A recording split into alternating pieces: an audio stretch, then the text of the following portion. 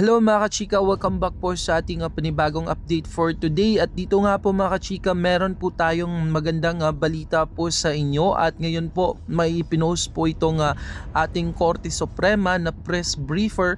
Dito po mga kachika ay pinagtibay po nito ang kanilang desisyon na final and executory po ang kanilang desisyon noong nakaraang araw na i-declare bilang unconstitutional ang impeachment po ni Vice President Sara Duterte. So dito mga kachika ay naglabas po sila ng kanilang pahayag.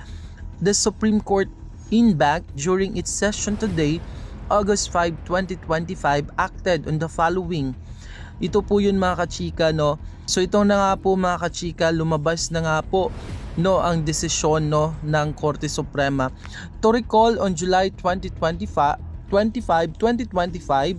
the SC granted the petition to dismiss the port impeachment complaint against Vice President Sara Duterte in a unanimous decision mga kachika.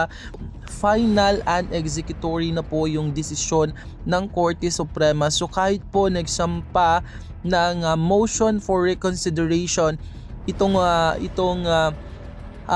House of Representatives, pero maliwanag po dito na wala na po ito, patay na po ang impeachment case po ni VP Sara. So bukas malalaman din po natin dahil magbobotohan nga po yung Senate.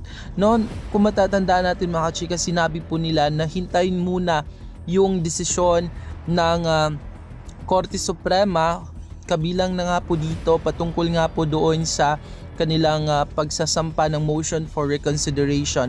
So dito mga kachika, maliwanag na po na hindi na po talaga masusunod, wala na po talagang motion for reconsideration ang magagawa, wala na po talaga so meaning sa February 6, 2026 na po pwedeng mag-file ulit ng kaso kay Vice President Sara. Maraming salamat po sa panonood. Hanggang sa muli po. Paalam.